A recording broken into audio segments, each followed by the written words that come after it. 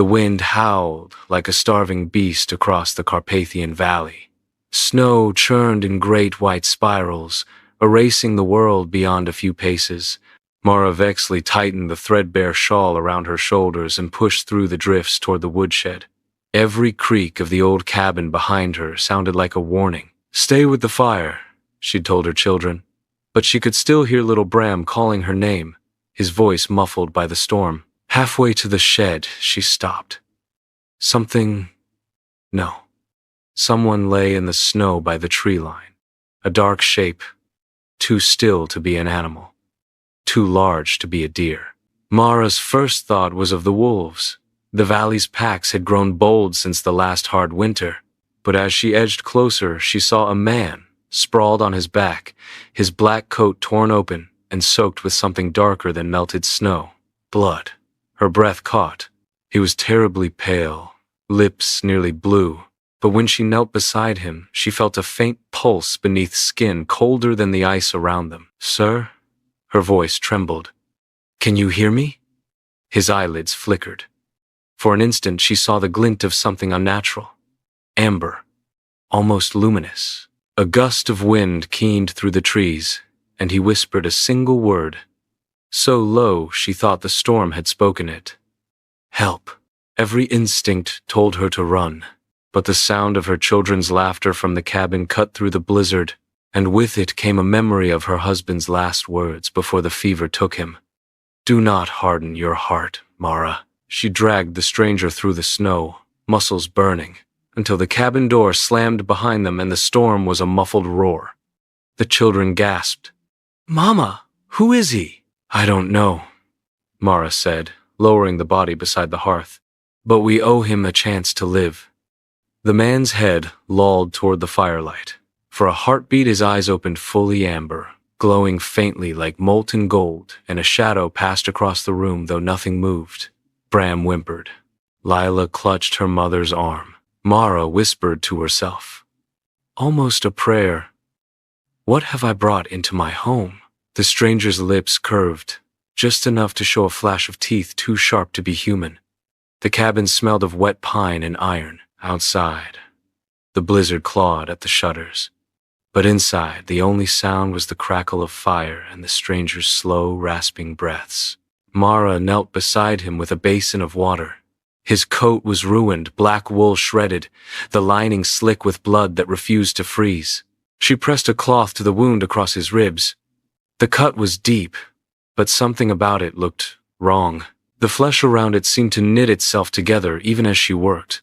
"Lila, keep Bram back," she whispered.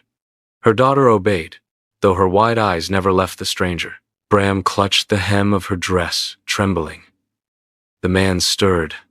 Mara froze, the cloth still in her hand. His eyelids fluttered open. Amber eyes burned in the firelight. Not the warm gold of a lantern, but the cold glow of a predator. For a heartbeat they locked on hers, and she felt as though the air had thickened between them. "You pulled me from the snow," he said. His voice was low and smooth, yet each word vibrated through the room like the deep strings of a cello. "You were dying," Mara replied, forcing steadiness into her voice. "I couldn't leave you there."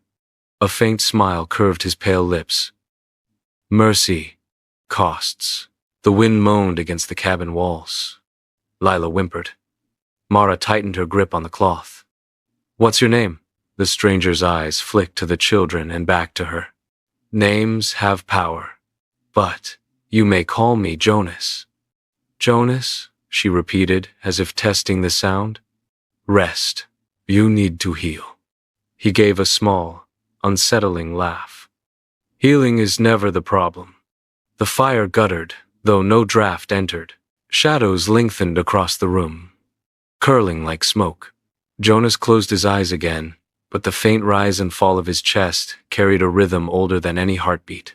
Mara sat back on her heels, a dozen warnings clamoring in her mind. Yet when she tried to stand, she felt the weight of his presence holding her there, gentle but inescapable. Outside, the storm raged on. Inside, something older and far more dangerous had already crossed her threshold. Night bled slowly, through the cracks of the cabin, turning the room to a chamber of shifting shadows. The storm outside eased to a muffled hush, but that silence carried its own weight like the forest was holding its breath. Mara sat awake long after the children slept, her chair angled toward the stranger who lay motionless on the floor beside the hearth. The firelight painted his skin in flickers of bronze and crimson. He looked almost beautiful in stillness, but the beauty felt wrong, like a polished blade waiting for a careless hand. A low creak sounded from the rafters. She stiffened. "Wind," she whispered to herself, though the word felt like a lie. Then came the other sound, faint, almost swallowed by the dark.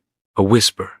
At first she thought it was the wind catching on the chimney, but the whisper sharpened into shape, sliding through the air like a thread of smoke. Mara. Her name.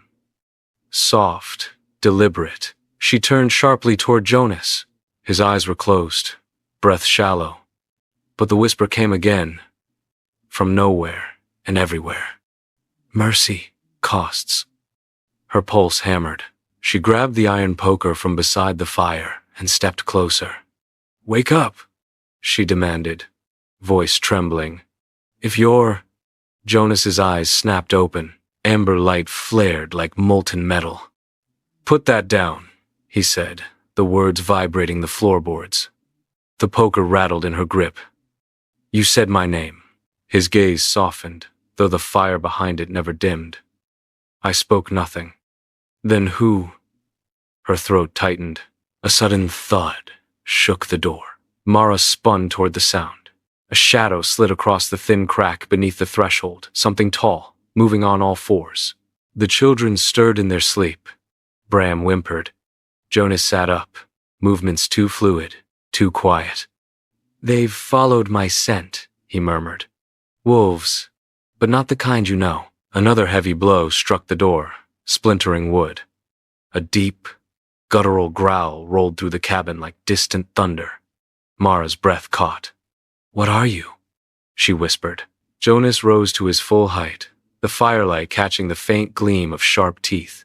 "The one thing standing between your family and what waits outside." The door shuddered again, and the night itself seemed to lean closer. The third strike split the doorframe. Wood groaned, nails screamed, and a jagged crack zigzagged down the plank like a lightning scar. Mara yanked the children from their straw pallets, pushing them behind the hearth. "Stay low, don't make a sound." Her voice was a hiss of fear. Jonas moved to the door with a speed that blurred the edges of sight. His bare feet made no sound on the warped boards.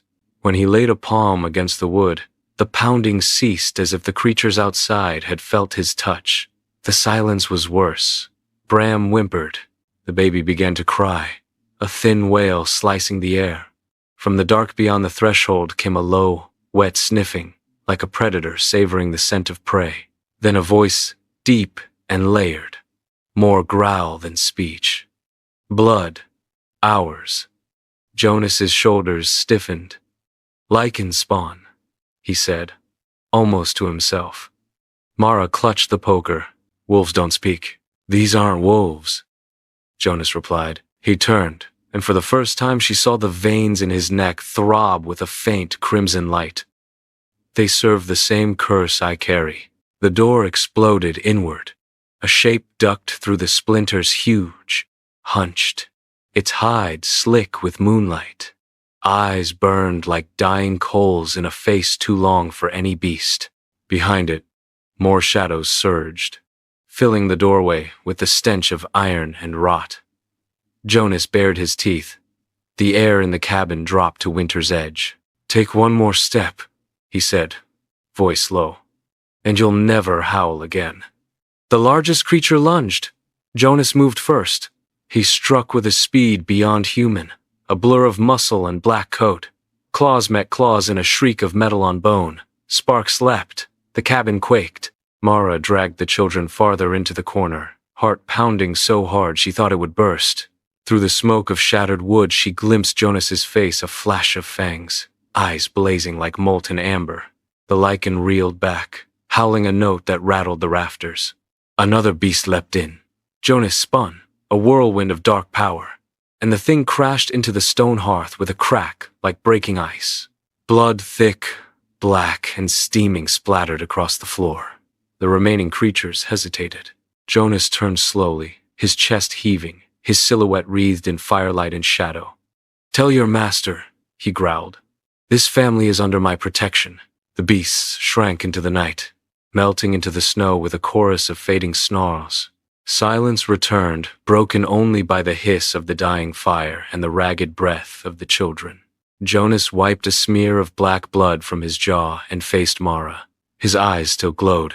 "Now," he said, voice like a distant storm, "we talk about why they came for you."